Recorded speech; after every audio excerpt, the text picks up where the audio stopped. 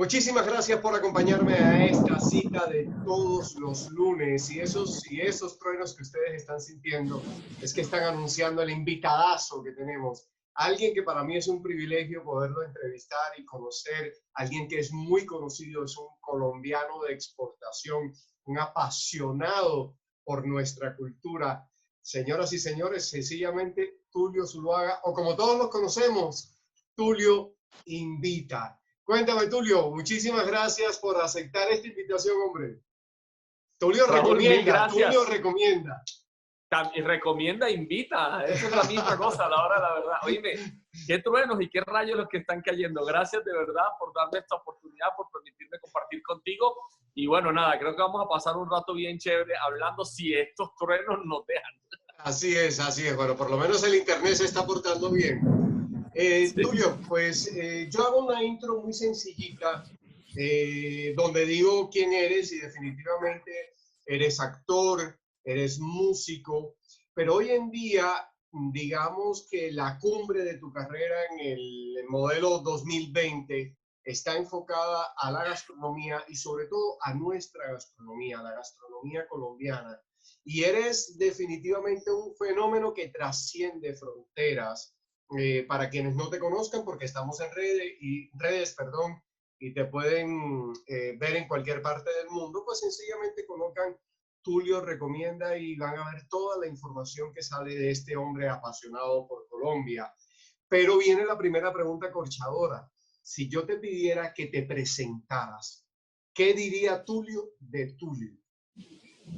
Bueno, yo soy el eterno emprendedor, suelo decirlo de esa manera. Soy un tipo que ha hecho muchas cosas en esta vida, como cualquier colombiano, como cualquier ser humano.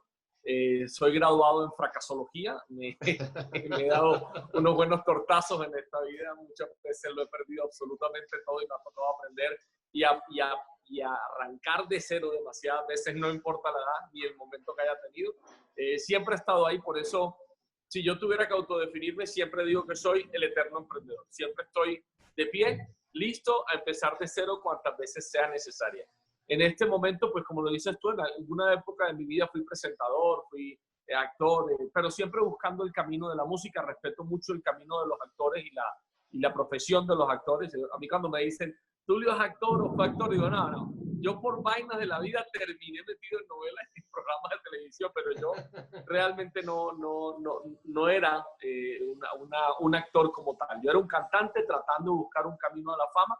Respeto mucho el camino y la profesión de los actores porque la gente no se imagina el mucho estudio que se necesita, la mucha entrega que se necesita, la pasión, esa capacidad de poder cambiar de piel y todo el cuento es una cosa que a mí realmente siempre me maravilló, pero que nunca tuve la oportunidad de meterme con demasiada fuerza.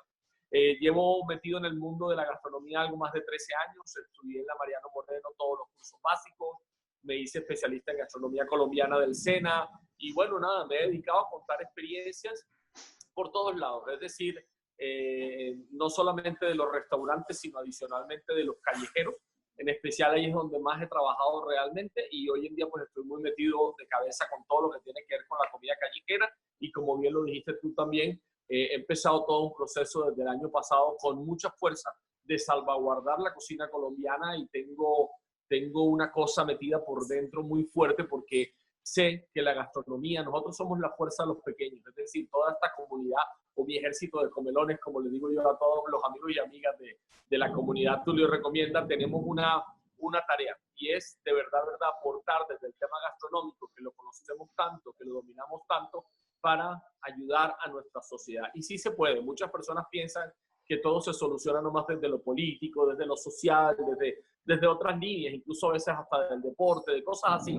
Pero si no me quieren tomar la palabra, basta mirar el ejemplo de Perú, basta mirar el ejemplo de México y cómo con su gastronomía dieron un verdadero cacerolazo y cambiaron. Obviamente hubo muchos otros factores también que ayudaron, pero la gastronomía fue un gran motor de cambio, de aporte, de ayuda a la misma sociedad. Entonces ahora estoy metido mucho con la tarea de que tenemos que hacer que nuestra cocina colombiana, que nuestra gastronomía, primero nos la apropiemos, nos sintamos orgullosos de ella, porque sin ello no vamos a poder hacer nada, y luego la podamos comunicar al mundo, a ver si en unos 3, 4, 5 años, ojalá más pronto, podamos ser un destino gastronómico. Lo necesitamos realmente, que muchas personas quieran venir a Colombia, no solamente a conocer el hermoso país que tenemos, sino también a disfrutar su gastronomía. Pero tenemos que empezar por enamorarnos, por conocerla, por apropiárnosla, por sentirnos orgullosos, y a partir de ahí yo sé que muchas cosas también podrán cambiar. Porque además es un país supremamente diverso, multicultural, y que uno se encuentra unas cosas loquísimas. Yo me acuerdo cuando por primera vez probé un ajiaco santafereño y vi la mezcla de una comida de sal con crema de leche. A mí aquello me impactó muchísimo y hoy soy fan número uno de ese plato y de la gastronomía en general, en las diferentes regiones, en la zona andina, en la caribeña, en fin. Pero Tulio, yo en ti, y es una de las razones por las que obviamente me inspira y pertenezco a tu ejército de comilones, yo en ti encuentro un ser humano, un artista. Creo que siempre has sido un artista en la actuación, en la presentación, en la música, hoy desde la gastronomía, porque en ti encuentro una gran pasión y un gran amor por lo que se hace. ¿Siempre ha sido así? Sí, y gracias por premiarme con tus palabras. Sí, intuyo, no me había dado cuenta, hoy en día pude ya definirlo como tal, y ya cuando hablo de emprendimiento o cuando estoy en una charla o algo, siempre le digo a las personas, obviamente, que hay 3 reglas impresionantes y tienen que ver con lo que tú estás diciendo: pasión, entendimiento y bondad. Para mí esas son las 3 reglas de la vida y del emprendedor y de los negocios como tal. Pero sí, antes de descubrirlas y ponerle estos nombres, digo descubrirlas porque pues obviamente siempre han estado aquí. Los grandes de esta vida lo han dicho muchísimas veces y ahorita seguramente hablaremos de ello. Siempre he sido muy comprometido con lo que hago, muy. Aún cuando era joven, tú sabes, era desordenado, recochero, rumbero y todo el cuento. Cuando me apasionaba con algo, lo cogía con muchísima fuerza, y creo que eso fue lo que me llevó a tantos lugares. Y siempre no solamente esperaba resultados, sino que además movía todo lo que estaba a mi alcance para que realmente esos resultados se dieran. Yo, incluso mucha gente no sabe cómo empezó mi carrera musical, porque en una época, cuando yo empecé con el tema de la música, por eso llegué a la televisión, era una época en que realmente no se vendían discos de artistas que hacían música, algún tipo de música distinta a la que hacíamos en Colombia. Por supuesto, Diomedes vendía, el Joe Arroyo vendía, el Binomio vendían muchos discos y eran muy famosos, pero todos los que hacíamos música pop y rock y tal, no vendíamos. De pronto nos veían y nos entrevistaban y ponían alguna musiquita por ahí, no vendíamos. Hasta que Carlos Vives abre esa puerta, obviamente, haciendo lo propio, es decir, mirando para adentro, demostró que lo mismo que estábamos hablando de gastronomía, que cuando se miraba sus propias raíces, nuestras propias raíces, realmente podríamos encontrar un buen camino, y eso fue lo que él logró demostrar. Pero antes de eso, imagínate que yo dije, bueno, ¿yo cómo voy a hacer para ser cantante? O sea, no, nadie me paraba bola. O sea, yo llegaba a la emisora, quiero ser cantante, ¡pum!, me ponían de DJ.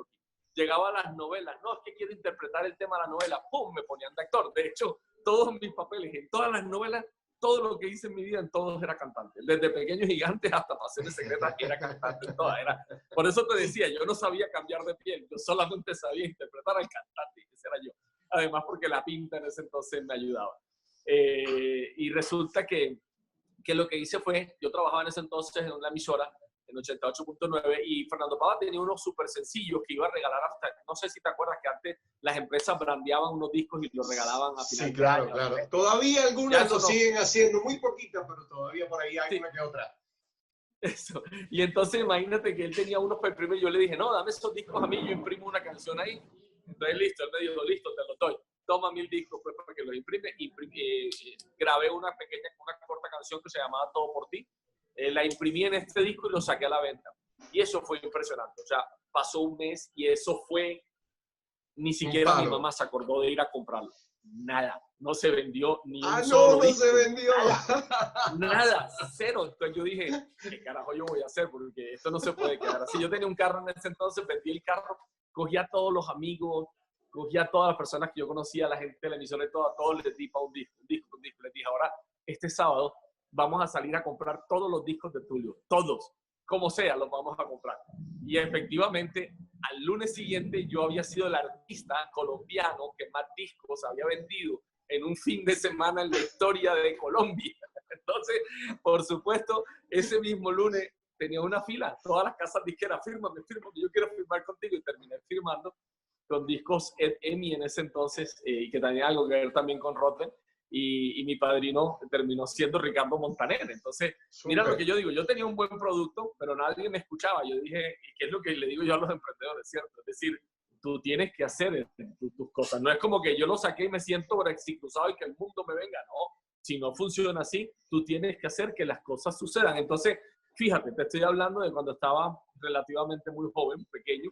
Desde ese entonces ya tenía este tema del emprendimiento. No lo había definido mucho, pero lo tenía muy claro. Es decir, sabía que tenía que ser muy apasionado, que tenía que entender mucho lo que estaba haciendo y sabía que todo lo que tenía que hacer en esta vida era que cada cosa que hiciera, fuera el negocio que fuera, tenía que tener un fin social. En el fondo tenía que servirle a las demás personas para que pudiera ser estable y para que pudiera ser rentable y para que pudiera ser eterno. O sea que sí es una cosa que he tenido toda la vida.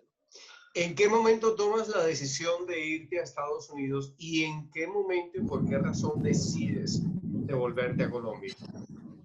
Bueno, porque estábamos trabajando mucho con la música vallenata. Yo ya estaba con María Alejandra, con mi esposa, y dijimos, no, la manager que teníamos allá dijo, no, ustedes tienen que venirse para Miami. En ese entonces Miami era como fue España hace muchos años para la balada pop, que era la meca, desde allá salía todo, igual que en México, pero Miami en ese entonces, año 96, 97, 98, era el centro del mundo.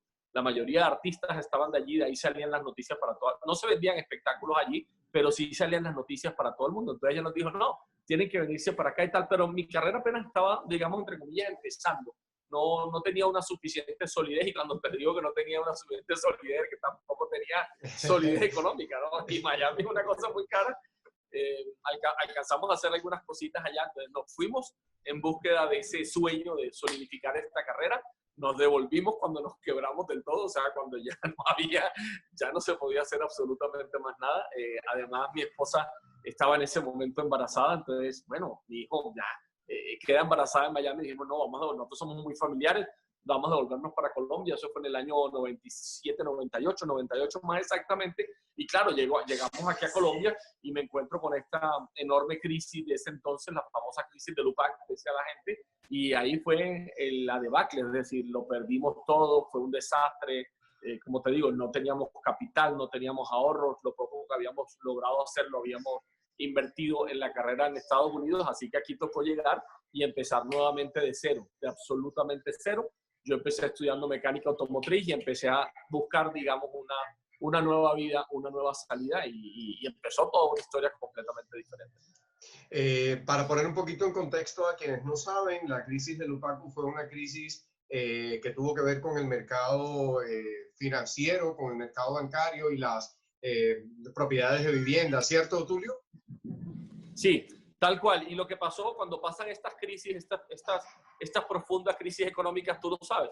Los primeros afectados generalmente son los artistas, los medios de publicidad, todo, la televisión, la radio. ¿Por qué? La gente no tiene dinero para invertir en publicidad, la gente no tiene dinero para comprar. Total. Entonces, por supuesto, mal. Es decir, nosotros llegamos aquí y yo hasta ese punto a veces hacía conciertos en Colombia y ahí ya no había conciertos, la gente no quería arriesgar su dinero y ahí empezó el problema, no se vendían discos. Entonces, es un tema complejo. Cuando estas crisis afectan, pues obviamente afectan el bolsillo de los colombianos, y lo primero que uno recorta, la comida, uno no la puede recortar. Total. O sea que hoy en día estoy en lo que es, por decirlo de alguna manera, pero digamos que la diversión y las salidas a cine y la compra de música y las salidas a conciertos, eso sí es lo primero que uno dice, bueno, esto será para después, y precisamente en ese gremio caí yo, ¿no? Bueno, y allí empieza el problema o empezó la solución del fenómeno digital, virtual, de redes que es Tulio Recomienda. ¿Es correcto? Es decir, ahí se sembró la semillita de lo que hay hoy. No, se sembró la semillita más del eterno emprendedor. Obviamente que mirar hoy en día, yo miro por retrovisor y cuando uno mira, uno dice, ¡ja! Todo me enseñó y tal, pero en ese momento fue muy doloroso, la verdad, porque yo sé, claro, cuando uno le habla a la gente, uno le dice a la gente, sí se puede, dale, tranquilo, es clarísimo, pero también le digo a la gente, no te quiero engañar, lloré como un loco, me sentí despedazado, como le pasa a todas las personas, me destruí, o sea, fue muy duro, y salir de allí fueron muchos años, pero se hizo pues como lo hago yo nunca paro de trabajar, yo soy ahí todo el día dándole, buscando opciones, buscando cómo hacer cosas. No llegué todavía en ese momento a las redes sociales, porque en ese entonces, año 98, apenas estábamos empezando con los correos electrónicos en Colombia, era una cosa completamente nueva. Realmente, como tal, el tema de las redes sociales, si tú te pones a verlo en Colombia, comienza a coger como fuerza y auge más o menos hace unos 13 años apenas, Sí, pero realmente, porque de hecho, sí. Perdóname, yo te interrumpo. Yo me refería al tema de enfocarte hacia la cocina. Ya, O sea, no, ¿allí fue que empezó esa no, inquietud o tampoco? no, cero. Ok, La ok. inquietud de la cocina yo siempre la he tenido. Entonces, ¿qué pasó? Yo comencé a buscar, como decir, ¿qué tengo que hacer? O sea, viene mi hijo, una nueva familia, estamos en esta Durísimo, crisis, o sea, fue una durísimo, cosa muy durísimo. tesa. Entonces comencé a decir, a buscar, como digo yo siempre, qué había para solucionar. Yo le digo a las personas, es que muchas personas creen, no, es que yo quiero vivir de mi pasión, pero es que uno puede apasionarse de muchas cosas. Entonces me puse a mirar qué me gustaba. Yo miraba los clasificados todos los días del periódico y un día había ahí clases de mecánica automotriz. Y yo dije, a mí me gusta el tema de los carros y me metí en el tema de la mecánica automotriz. De hecho, cuando estaba haciendo prácticas era muy chistoso porque yo era cambiando el aceite en la valladera de los carros de los clientes y todavía salían videos en MTV. La gente me miraba y me decía, oye, en televisión hay un cantante que es igualito a ti. Nadie se imaginaba que era la misma persona. Pero muy sencillo, es que no importa, yo me bajé de esa nube muy rápido porque para mí no hay ningún trabajo indigno. Para mí hay indignidad en no luchar, en no tratar de salir adelante. Yo lo que hice fue, en ese momento, como decir, voy a poner un paréntesis, voy a crear algo para que esto no me vuelva a pasar, para tener una cierta solidez, sobre todo para mi familia, y luego vuelvo a mis sueños. Es que los sueños se transforman, no se acaban, pero uno no puede estar pensando solamente en sí mismo todo el tiempo, sino cómo ayudo yo a que los demás estén felices, y con eso me refiero a tu propia familia, a tus amigos, a la gente que te rodea, a la sociedad en general. Entonces, no, ahí arranqué con el tema de la mecánica automotriz y se me metió en la cabeza que iba a montar una concesionaria. Y todo el mundo se moría de la risa porque decía, ¿cómo vas a montar una concesionaria sin tener ni un peso? Y era verdad, no tenía ni un peso. Pero decidí convertirme, ahí es donde empiezo a descubrir estos conceptos. Me convertí para mí en el mejor mecánico automotriz. Estudié que nunca descansaba. Yo ya por solo el olor reconocía que podía tener un carro, una cosa realmente impresionante. Entonces, claro, con ese bagaje comencé a tener una fuerza. Pues yo le digo a la gente, conviértete en el mejor y ya luego la gente te va a buscar porque eres el mejor. Por eso tienes que saber todo sobre tu emprendimiento. Y mira, Raúl, en menos de 10 años monté una concesionaria, la concesionaria de los vehículos Fiat. La empecé con un carro prestado. Yo no tenía plata para tenerlo, tuve que llamar a la concesionaria en Bogotá. Eso fue 6 meses de suplicar.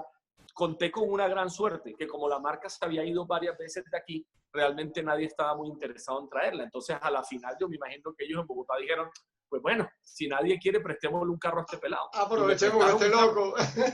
Sí, vamos a ver qué pasa. Me los mandaron sin papeles y sin nada y yo tenía que devolverlo a los 30 días y nunca más volverlos a molestar si no pasaba nada. Y oh, sorpresa, me paré con mi mamá, porque tú ya la mejor vendedora que yo conozco, en un huequito en un centro comercial, ahí debajo de la escalera con el carro, a hablarle a la gente del carro y vendimos. El primer mes cuando yo llamé a Fiat en Bogotá me dijeron, ¿qué? ¿Ya nos vas a devolver el carro y dejas de molestar? Yo les dije, no, llamo a pedirles 36 vehículos. Y a partir de ahí empieza la historia y termino teniendo una concesionaria de autos. Me costó 10 años, pero bueno, fue un gran orgullo para mí. Y al final este ciclo se cierra. ¿Por qué? Porque, claro, empiezan muchas competencias de vehículos y cuando ya yo abro este mercado de acá, incluso la misma matriz dice, no, nosotros queremos también montar almacenes allá porque Tulio vende mucho, vamos a competirle. Y yo no tenía músculo financiero, entonces dije, Claro. no, yo en esta competencia no me meto y me retiro de este sector automotriz, vuelvo a ir a poquitos a la televisión, luego me quedo sin trabajo otro tiempo también y por una de estas razones del destino, llego a ofrecer un programa de televisión, o sea, salí a todos los canales de televisión de Colombia, fui a todos, a los regionales, a los nacionales, a todos, con proyectos. Yo quería volver, ya no había espacio para mí en televisión, a nadie le interesaba, nadie quería ningún proyecto pues, que tuviera pues, de los que yo tenía en la mano, todo estaba copado, pero yo nunca dejo de intentarlo. Creo que en la vez 101, cuando toqué la última puerta, por una casualidad de la vida, una productora de aquí me dijo, oye, es que yo quiero hacer un programa de gastronomía y yo sé que tú amas la gastronomía, eres presentadora, has dirigido, eres la persona ideal, ¿te gustaría hacerlo? Y nació Gastrosofía. Gastrosofía fue un programa de televisión muy, muy fuerte en Antioquia, se lo llevaron inclusive para la televisión internacional. Era un programa muy de la línea como de Anthony Bourdain y de Andrew Zimmern, no tan ágil ni nada, era un poco más filosófico. Se hablaba de la parte profunda de la gastronomía, por eso se llama Gastrosofía, como hambre por saber de la gastronomía. Contextualízamelo, ¿en qué año fue?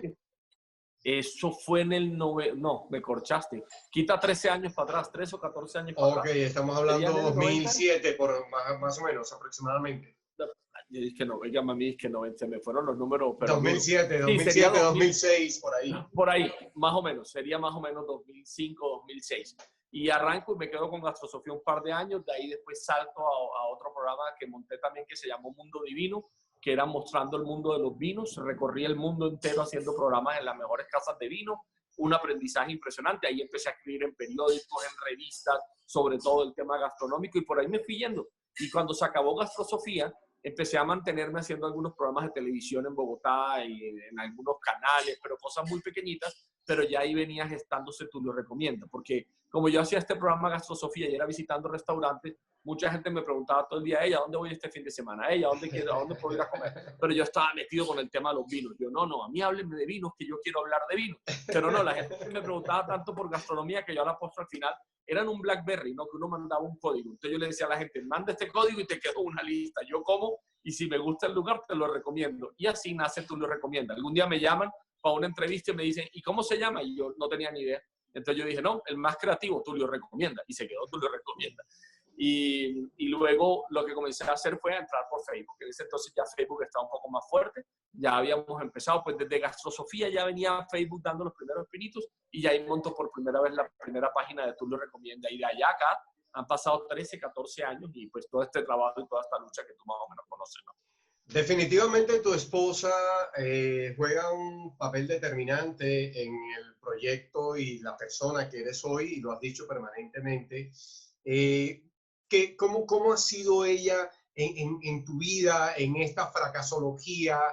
¿Cómo ha representado tu apoyo? No me deja caer, tú sabes, es decir, realmente yo con ella me siento muy, muy seguro, sobre todo porque es muy charro, porque es que es muy crítica, sí, pero dura, y conmigo no es condescendiente, entonces eso ayuda, eso a veces da rabia, pero ayuda, esa es la verdad, porque te mantienes centrado, ¿no? Yo soy un tipo que todo el tiempo, mira, ya está tirando cubiertos cuando me oye que estoy diciendo eso. Yo soy un tipo, empezó a tirar cosas por allá, yo soy un tipo que todo el día estoy como tú sabes, como generando ideas y todo, y ella a la postre me mantiene muy, muy centrado. De hecho, yo soy demasiado sentimental y hace más o menos esta misma cantidad de tiempo, no 13 años, pero hace 6 o 7 años, después de algunos golpes muy fuertes también que tuve con el tema gastronómico, no lograba encontrar como por dónde me iban a meter, cómo iba a volver esto una empresa, y algún día llegué aquí a la casa y dije, no más, o sea, yo no sigo en esto, me voy para otra cosa, ya no soporto más este tema.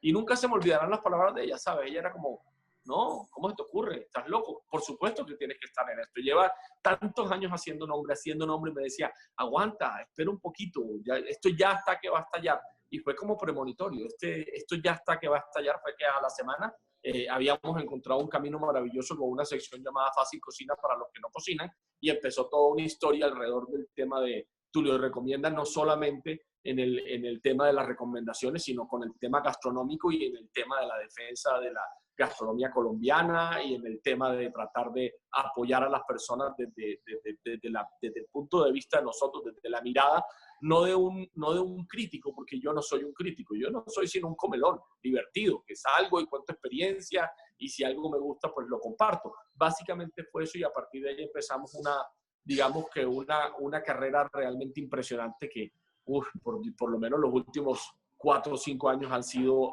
una pirámide, una cosa impresionante, vamos para arriba, para arriba, para arriba, todo el tiempo tal y como ella lo había predicho, ella misma me lo mostró, es decir, me estaba diciendo todo lo que estás haciendo ahora te está preparando para que el día de mañana realmente tú puedas entregar el mejor material y sobre todo hablar con conocimiento de causa, ¿no? Y con ese convencimiento sobre todo cuando uno está en redes, mi pregunta, y se la hago mucho a los jóvenes blogueros y todo, les digo, ¿tú qué quieres? ¿Quieres que te sigan o quieres que te crean?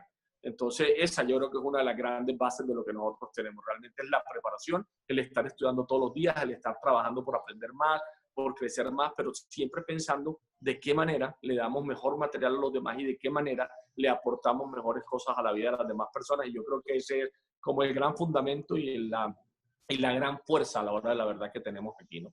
Este artista barranquillero, apasionado, emprendedor que se llama Tulio, quién lo inspiró o qué cosa o quiénes en su vida. Si te pidiera que me dijeras desde que tú llegas a este mundo y que tienes ejercicio consciente, tú dices, mira, mi modelo está marcado por estas personas, por ahí escuché algo de tu mami, cuéntame.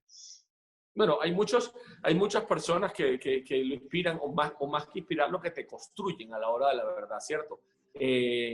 Obviamente hay personas cercanas, físicas, de carne y hueso, y obviamente hay, digamos, imágenes espirituales muy interesantes. Yo creo que la primera inspiración que yo tengo en esta vida, y desde muy jovencito, lo tenía muy claro, fue Buda. Para mí el tema de Buda como modo de vida, como es realmente impresionante. Me llamó mucho la atención, sobre todo cuando muy pequeño conocí, tengo una abejita por aquí yo vivo en una finca y son abejitas por aquí por todos lados. Óyeme, y leí el libro Siddhartha estando muy jovencito de Hermann Hesse y realmente quedé muy impactado. Luego de eso, pues por supuesto mi padre que es Tulio Zuluaga, mucha gente lo conoce como el presidente de Azoparte, un tipo íntegro, un tipo muy firme, un tipo al que le vale mucho la palabra, muy querido por la gente en el mundo político y todo el cuento. Realmente marcó unas bases impresionantes. Mi madre, una gran emprendedora, nunca en su vida estuvo como en trabajos normales, ella de toda la vida, cuando no existía este tema o esta palabra que la gente dijera, la gente decía, no, somos unos rebuscadores. Es que esta palabra de emprendimiento y emprendedor es muy nueva. Antes solamente éramos rebuscadores todos. Realmente todo el tiempo tenía negocios y estaba creando cosas, entonces creo que me construyó muchísimo. Siempre digo que mi esposa, pero creo que uno de los modelos más fuertes para mí en esta nueva etapa, o sea, cuando yo vuelvo a como abrir los ojos y a nacer, sin duda alguna fue mi suegro. Hernán Palacio se llamaba él, hace poco tiempo nos abandonó. Sabes que nunca tuvo que adoctrinarme. Yo no veo una persona como, porque hay personas que son como, ven, yo te quiero entrenar y te quiero enseñar. No hay nada más lindo que aprender con el ejemplo. Y realmente uno ver esta persona, cómo manejaba el mundo de los negocios, cómo se comportaba con las demás personas, cómo ayudaba más allá de cualquier cosa, cómo manejaba el dinero en pro también de sí mismo, de su familia, pero sobre todo de la sociedad. A mí realmente me inspiró muchísimo. Entonces pasé muchos años observándolo. Yo siempre le decía, es que yo te estoy observando, yo voy aprendiendo y voy nutriéndome de todo lo que tú haces. Y sin duda alguna mi suegra, a quien yo muchas veces digo que es mi sensei, porque en toda la parte de negocios y de volver a centrarme en todo, porque yo era muy deschavetado. Entonces, si me ganaba un peso, me gastaba 5. Como muchas personas, cero inteligencia financiera. Como yo. Cero. No lo sé. Nos pasa mucho. Pero con él empecé a aprender a no gastar más de lo que tenía, a saber guardar parte, y de verdad me construyó con una fuerza sorprendente. Y luego, digamos que en las relaciones personales, mi suegra, porque ella, cuando uno la ve, ella es, no lo sé, es como, suelo decir, igual que mi esposa, como una especie de alma antigua, o sea, que son, no sé, tienen una visión del mundo como tan sosegada, como que tratan de entender todo, como que cuando uno se molestaba con una persona, ella siempre repite la misma palabra. Ponlo en una balanza. Si tú pones en una balanza las cosas malas y las cosas buenas, generalmente las cosas buenas siempre van a pesar más en una persona o en una situación. Lo que pasa es que nuestro cerebro y nosotros estamos acostumbrados solamente a ver lo malo y nos fascina, nos enganchamos de lo malo y vivimos felices pegados a esas cosas así. Entonces, creo que no podría prescindir de la enseñanza de ninguno de ellos para ser realmente quien soy hoy en día. Lo he escrito muchas veces. De hecho, mi suegro, antes de partir, siempre leía cuando yo escribía cosas y le daba como pena, o sea, porque él diría, ¿y este man loco qué? Yo no le he enseñado nada. Y yo decía, no te preocupes, no necesitas enseñarme, yo solamente te veo, solo te veo y aprendo. Bueno, ¿en qué momento y por qué llegas a Medellín? Porque venía de unas giras muy largas hace muchos años y nada, yo venía mucho a grabar a Medellín y me gustaba la ciudad, era una ciudad muy tranquila, aquí no había trancones en ese entonces, era una cosa loca. Yo venía de Bogotá, que eran esos trancones, y llegué aquí les dicen tacos, y yo decía, aquí no hay tacos, aquí me rendía el día de una manera impresionante. Entonces me vine supuestamente 3 meses, yo dije, bueno, tengo que grabar un disco. Cuando yo grababa disco, iba y venía, porque la casa disquera estaba aquí, iba y venía de Bogotá o de donde estuviera viviendo en ese momento. Y dije, no, me voy a quedar, voy a aprovechar, mientras grabo disco, también conozco un poco la ciudad, me quedo ahí, me renuevo, descanso un poquito. Aquí en Bogotá estaba haciendo en ese momento programas de televisión y la música y el ajetreo, y de repente un día hice como un clic y dije, no, ya no quiero nada más, realmente me quiero desconectar un tiempo. Y ese desconectarme yo creo que también me abrió de una manera completamente distinta. Me enseñó a ser una persona completamente distinta y ahí empecé a avanzar. Yo llegué, como te digo, 3 meses a medio grabar un día, pues a grabar un disco y a medio conocer un poco la ciudad, pero en el mes tercero le dije a una amiga que trabajaba conmigo que me presentara a una amiga para salir, porque yo llevaba 3 meses que no salía con nadie y me presentaron a María Alejandra. Y como digo yo, me cayó la maldición paisa. Si te cogen aquí, aquí te quedas. Nada que hacer. Me presentó a María Alejandra y eso para mí fue flechazo inmediato. Y mira, los 3 meses se convirtieron en 25 años. 25. Además aprovecho y te digo que admiro mucho tus permanentes declaraciones de amor a tu esposa, que no lo ocultas, que al contrario lo muestras. Y eso lo inspira a uno, porque no es común en los hombres que hagamos ese tipo de cosas. Y es muy bonito, es muy bonito. Tulio. Yo lo hago, ¿sabes? Eso, me gusta que me lo digas, porque una de las cosas más importantes de hacer, yo le hago muchas declaraciones privadas, por supuesto, pero también hago las públicas precisamente por eso. Es como por decirle a las personas, tanto hombres como mujeres, hey, tú puedes expresar tus sentimientos, tú puedes reconocer que alguien te ha construido, tú puedes ser muy agradecido. Y sobre todo, creo que hay una cosa que nos falta muchísimo. Hace muchos años lo dije en televisión mientras estaba haciendo un programa y yo decía, ya descubrí qué es lo que pasa. Al mundo le hace falta un poco de poesía. Y ahí empezó todo este tema también, ¿no? Súper. Bueno, hablemos un poquito ya casi dándole cierre a la entrevista de la gastronomía colombiana puntualmente. Si te pidiera, elige un plato bandera, no porque sea más conocido, sino desde la estructura, desde el concepto, ¿cuál tú decidirías que sea ese plato bandera de la cocina colombiana? El que más nos puede identificar, el más auténtico, pues. Sí, Colombia es una nación de múltiples cocinas, con un agravante o con una cosa un poco triste, y es que no conocemos la cocina del vecino. Casi no conocemos la nuestra, o sea, la propia, pero adicionalmente no conocemos las de las otras regiones. Entonces, si yo estoy en la costa atlántica, sí, yo conozco el guandul y conozco el mote de queso, pero te hablan de Santander y no tienes ni idea de la gastronomía tan maravillosa que hay allí. Pero yo soy un gran fanático de los tamales porque conservan esa esencia prehispánica aún muy indígena, es maíz. Obviamente tiene su mestizaje con las carnes las trajeron los europeos aquí, el pollo, el cerdo, todo esto, ¿no? Pero el maíz es nuestro, y este tema de la hoja de bijao y cómo se cocina, y es un plato que une casi a toda Latinoamérica, desde México, Perú, Colombia, Ecuador. Es una cosa impresionante, en todas partes lo encontramos. Pero, sin embargo, creo que uno de los platos que más habla de Colombia es el sancocho. Yo estos días hice una cosa de sancocho. ¿Por qué? Porque listo, uno ve el sancocho, sí, el sancochito del fin de semana, del tal, de la celebración, del desenguayado, lo que quiero. Pero me fui con el antropólogo Julián Estrada a conocer los sancochos y me llevé una sorpresa, porque me sorprendió un plato que tiene 2 versiones. Hay un sancocho que es el nacional, o sea, que lo encuentras en todas partes de Colombia, que es el trifásico, o cualquiera que se desprenda ahí, el de solo res, el de solo pollo, el de solo cerdo, lo que sea. Pero generalmente el trifásico es un sancocho del que se habla en toda Colombia. Pero adicionalmente, cada región tiene su propio sancocho. Eso no se puede decir de casi ningún plato. Es decir, te vas hacia Barranquilla, entras a Barranquilla y te pides un sancocho y te sirven un sancocho de guandul, que son como unos frijolitos así chiquitos, con carne salada y con carne salada, se dice, perdón, y con ñame. Te vas hacia Santander y te encuentras el sancocho de chorotas. Te vas hacia Boyacá y te encuentras uno de los platos más impresionantes que se han estado en Colombia, que es el cocido boyacense, que eso es toda una exoticidad. Y luego te vas hacia el valle y te encuentras el sancocho de gallina típico de Ginebra Valle o de Rosso. Y luego, o sea, te vas moviendo por todo el país, llegas a Bogotá y te encuentras el puchero. Entonces tú dices, mira, un sancocho que habla de cada región, pero que además cuando habla del trifásico habla de todas. Pero adicionalmente es un plato que va cambiando, es decir, comparte algunos ingredientes, pero adicionalmente sigue siendo el plato campesino que utiliza los ingredientes que tiene a disposición. Entonces, por eso en la costa se usa ñame y en el resto del país usamos yuca, papa, ¿sí me entiendes? Plátano en el valle. Claro, plátano verde, plátano maduro, vas usando lo que sea. Cuando te acercas hacia Boyacá, entonces aparecen las chuguas, las jibias, o sea, es un mundo y una cosa realmente maravillosa. Entonces uno dice, mira, están las 2 versiones, el que habla del pueblo, pero adicionalmente es que está el que une a ese pueblo con todos los demás pueblos de Colombia. En cada región de Colombia, tú pides un sancocho trifásico y te lo sirve. Entonces creo que es uno de los platos que más nos representa.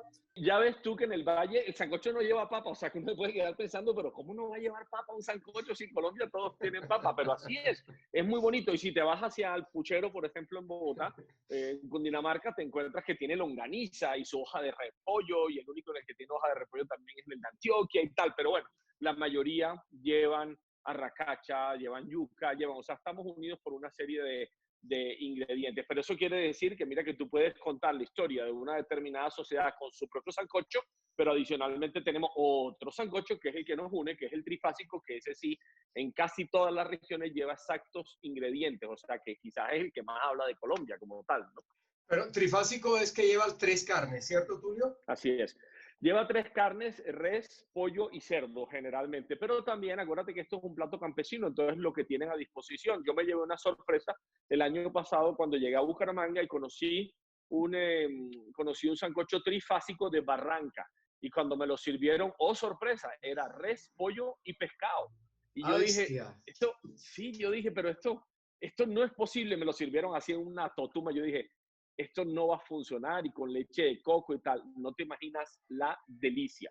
Es decir, volvemos a lo mismo, es decir, es lo que tienes a disposición. Ellos allá, cuando tú hablas de Barranca Bermeja, tienen mucho más cercano el tema de la res, obviamente el pollo pues que está en todas partes, pero tienen el río al lado, entonces es completamente ribereño, así que para ellos es muy fácil manejar el pescado dentro del sancocho. De eso te iba a hablar justamente porque yo finalmente acá ayuno. Encontramos también el sancocho de pescado y uno se va a Sí, Buenaventura y uno se va sí. a toda la costa del Pacífico y el sancocho de pescado es, upa, el señor mío en adelante, ¿no? Delicioso. Claro, claro, es lo que tienen a disposición. Es que mira, todo el tiempo hemos hablado que el sancocho es una sopa campesina a la que le ponen lo que hay. O sea, si tú te acercas hacia el Pacífico, te aparece el azafrán de raíz, te aparecen todas las hierbas del Pacífico, lo que ellos llaman las hierbas de pancoger, entonces te aparece el cilantro cimarrón, te aparece el albacanero, o sea, te aparecen muchas cosas que en el resto de Colombia no las hay, que conservan la técnica, pero aparecen ingredientes como te decía yo, de Boyacá, el cubio, las jibias, las chuguas, todo este tipo de cosas que bueno, son reflejo de esa misma región como tal, ¿no? Bueno, en el mes de agosto de este año 2020, usted se hizo el propósito de hacer el sancocho comunitario o el sancocho entre todos los colombianos más masivo y para ello recurrió a las redes. Eso fue un palo, fue todo un fenómeno. Cuéntanos la experiencia, por favor. Bueno, yo la verdad estaba muy nervioso porque uno hace cosas en redes, obviamente, y generalmente no tienen de pronto a veces el impacto que uno espera, ¿verdad? El tema es complejo, ¿por qué? Porque está el tema del internet, de la señal, de que realmente tantas personas se puedan juntar, que hacer un sancocho en todo caso era casi que una clase magistral de 2 horas, mínimo. Entonces, nada, reuní a los mejores, reuní a Julián Estrada, que es el gran antropólogo culinario de Colombia, el más importante que hay en este momento, el más aclamado. Esperanza Murillo, que nosotros con el mismo Julián la determinamos una de las mejores sancocheras del país en este estilo de sancocho. Ella es del Pacífico, pero hace un trifásico también antioqueño bastante bueno. Demasiado bueno, diría yo. Y nada, dijimos, lancémonos. Trajimos equipos especiales para que el internet no nos jugara una mala pasada, y entonces el internet no nos jugó una mala pasada, pero sí se nos fue la luz. O sea, si no era por un lado, si no era por un lado, era por el otro. O sea, algo tenía que darle ahí. Ese es el tema de la virtualidad. Pero Bueno, trajimos unos equipos que utilizan para transmitir el Tour de Francia, con un montón de sims que jala señal muy buena. Y nada, empezamos desde cero a hacer el sancocho, y lo que quería yo demostrarle a la gente era que el sancocho realmente no es tan complicado como todo el mundo cree, y que adicionalmente el sancocho no es como me dicen las personas, no es que yo no lo puedo hacer en mi casa porque en mi casa solamente somos 4, ¿y qué?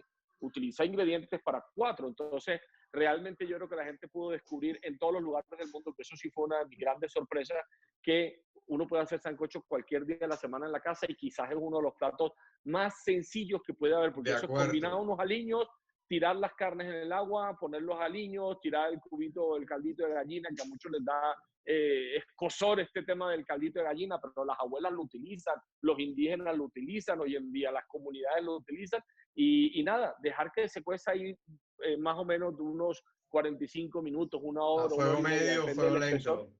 a menos del espesor que tú quieras a la hora, la verdad. Y al final, pues terminamos con un plato realmente maravilloso. La sorpresa más grande, ver fotografías y transmisiones que nos mandaban de Inglaterra, de Estados Unidos, de Canadá, de Australia, de Guatemala, de Puerto Rico, Costa Rica. No, o sea, Súper. fue una cosa que yo decía, República Dominicana estaba súper conectada, Venezuela. Yo decía, y no eran solo colombianos, eran también personas extranjeros que estaban pegándose al tema del sancocho porque les llamó la atención, ¿no? ¿Cuántas personas tuvo el sancocho? Tuvimos 120,000 personas. El Éxito hizo un conteo muy interesante. También Dios, ellos sacaron un comunicado donde más o menos explicaban, entraban 5,000 personas cada 3 minutos. Fue una cosa impresionante. Yo loca. cuando di el primer reporte, porque pues la meta era esa, la meta era que fueran 5,000 personas básicamente, que las tuviéramos conectadas todo el tiempo. Yo di el primer reporte durante la transmisión cuando dije, bueno, llegamos a los 5,000, que no sé qué y tal, y de ahí para arriba, eso fue locura.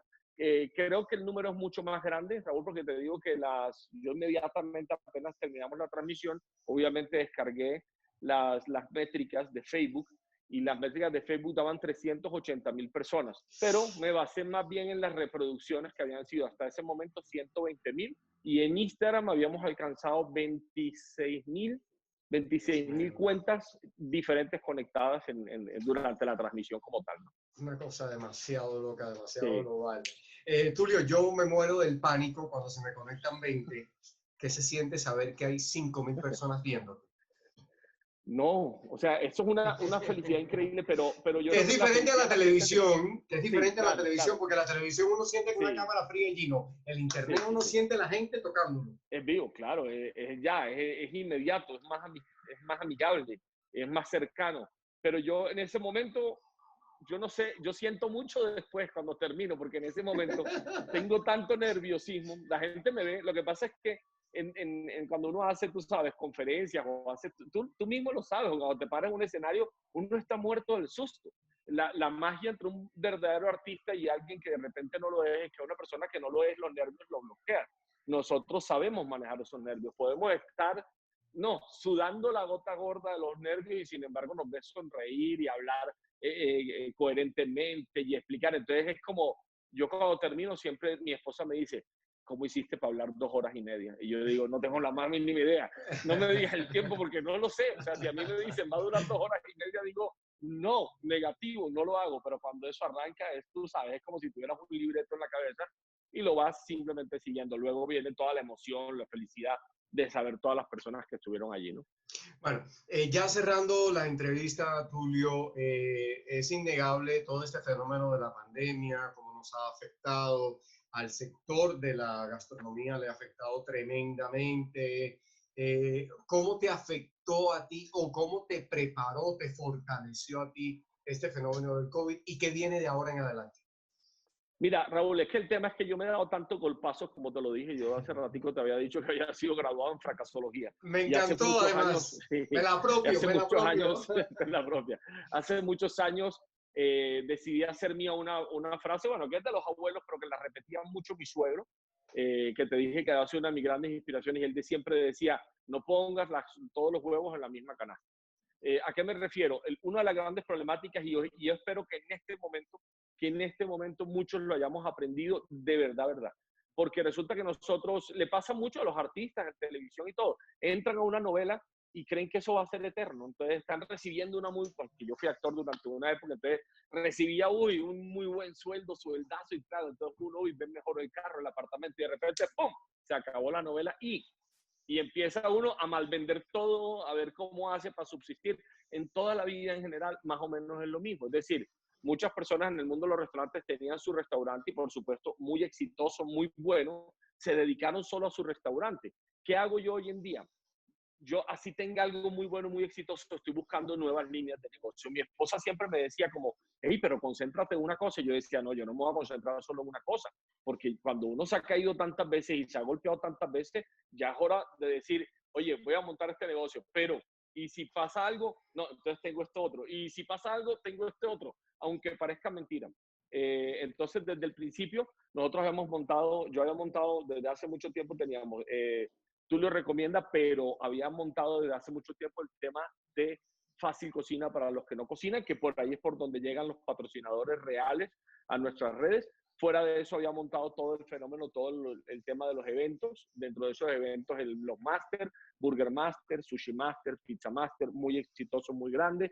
Adicionalmente tenía uno en pequeño que es privado, que se llama El Rey del Asado, que eso es un tremendo espectáculo. El día que puedas ir, es un curso de asado, pero eso parece el Circo del Sol. Es una cosa bellísima, porque yo desde el principio lo que dije fue que quería brindarle a las personas, además de educación, también una experiencia que nunca se fueran a olvidar. Entonces ese curso se hace por toda Colombia, eso se llena. En 2 días está vendido absolutamente todo, un curso para unas 150 personas. Mira que todo lo que te estoy diciendo está detenido, los máster detenido y todo. Pero me agarré con mucha fuerza a Fácil Cocina para los que no cocinan. Es decir, cuando empezó la pandemia yo lo tenía claro. Cuando empezó la pandemia yo dije, ya, me toca quedarme en la casa, entonces yo voy a seguir apoyando a los emprendedores, recibiéndolos en mi casa. Monté un proyecto que no sé si lo conociste, muy bonito, que se llama Salva un Emprendedor. Ya estamos dándole cierre en este momento. Te digo con honor y con orgullo y con mucho agradecimiento que logramos sostener a más de 89 familias durante 4 meses. Lo que hacíamos no lo hice yo solamente soy el comunicador, monté la página. En Tu Lo Recomiendo, la gente me mandaba de 5,000, de 10,000, de 20,000 pesos, las fuerzas de los pequeños. Y a cada familia le entregamos alrededor de 1,5 millones de pesos mensuales durante 4 meses para que tuviera, o sea, una muy buena plata, para que tuvieran para comer, para pagar sus servicios y para pagar los arriendos y para estar tranquilos. Eso se logró también con mucha fuerza, pero yo lo tenía claro y cuando empezó la pandemia dije, listo, voy a hacer una receta todos los días, porque Fácil Cocina se hacía una vez a la semana. Pero yo dije, si yo empiezo a hacer Fácil Cocina todos los días, lo que abro es una puerta para que puedan venir muchos patrocinadores, pero adicionalmente también con esto le voy a ayudar a la gente. Yo siempre estoy pensando en cómo ayuda en todas las líneas, ¿no? Entonces yo siempre digo, ¿cómo ayudo a los restaurantes? Y comencé a montar una sección que se llama Tu Lo Recomienda en Casa, que ha funcionado bastante bien. ¿Cómo ayudo a los emprendedores? Entonces recibo a los emprendedores, les tomo su fotografía, cuento la historia cuando me gusta. Hicimos lo de Salva un Emprendedor, o sea, como tratando de darle a cada uno la misma importancia y de poder aportar en cada uno. Entonces, lo más importante para mí, obviamente, es toda la gente que está alrededor de nosotros en la red. Gracias a ellos somos, o sea, esta es la realidad. Lo que te dije yo, Ortica, mi ejército de comelones, a todos ustedes, yo les debo esta nueva oportunidad que ustedes me dieron. No fue solamente la vida, ustedes me dieron una nueva oportunidad de salir de las cenizas, de haber sido un cantante, de haberlo perdido todo y volver a rehacer mi vida, y eso yo se lo debo a la gente. Entonces dije, ¿cómo les pago yo todo este cuento? Y esto fue el tema de las recetas, y veo que ha funcionado muy bien, es decir, demasiado, porque todos los días la gente me escribe, oye, me has hecho la cuarentena más amena, yo no cocinaba y ahora estoy cocinando con mis hijos, esto nos ha acercado. Entonces fue un tema realmente muy, muy bonito. Entonces, como te digo, no tuve que reinventarme mucho. Se me detuvieron nuestras 4 empresas, por decirlo de alguna manera, y de una sola nos enganchamos. Cosa que le digo yo ahora a los restaurantes, a todo el mundo.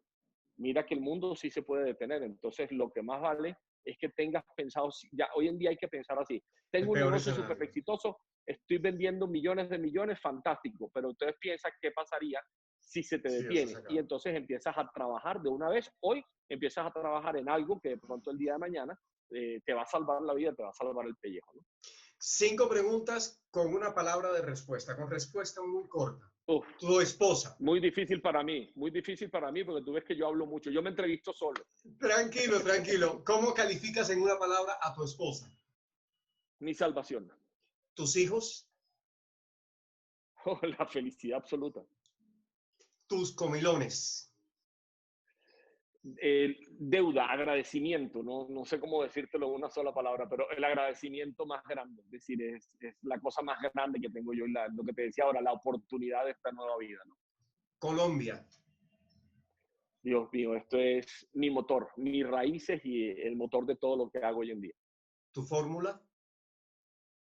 Mi fórmula, te la digo una frase que me parece la mejor, esa no tiene una palabra, y siempre suelo decírsela a las personas y decirles, trata de hacer lo mismo.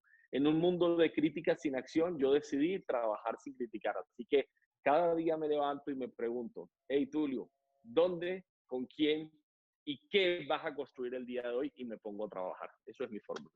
Pues justamente yo quería esas 5 respuestas para cerrar esta entrevista, diciendo que este hombre es pasión, que este hombre es amor, que este hombre es tesudez, que este hombre es perseverancia, que este hombre es familia, que este hombre es definitivamente una persona que a mí, y espero que a los que me están viendo, inspira. Tulio, como dije al principio, invita, o Tulio recomienda, o simplemente Tulio. Gracias por darme este espacio a este humilde servidor. Gracias, Raúl, hermano. Gracias por permitirme compartir contigo y con todos tus amigos y toda la gente que está ahí alrededor tuyo. Ha sido un gustazo, ha sido un honor muy grande y me inspiras tremendamente. Yo estoy todavía en la fase de la fracasología para llegar a donde tú estás, pero ahí voy detrás tuyo. Eso es una delicia. Yo a veces digo que eso termina convirtiéndose como en un motor de inspiración muy interesante, ¿sabes? Yo a veces digo, pareciera que a veces como que me gusta fracasar, porque yo digo, todos los días se fracasa un poquito y todos los días uno obviamente también se triunfa un poquito. La vida es eso, ¿no? Fracaso y triunfo, fracaso y triunfo. Y cuando uno llega arriba o llegas a una cierta estabilidad, entonces tú dices, ahora sí entiendo por qué me pasó lo que está atrás. Es decir, el miedo es no aprender del fracaso. Al fracaso no hay que tenerle miedo, pero hay que aprender todo lo que se pueda de él. Así es, hermano mío, un abrazo eterno desde la distancia. Gracias, hermano. Dios te bendiga. Amén. Chao, chao.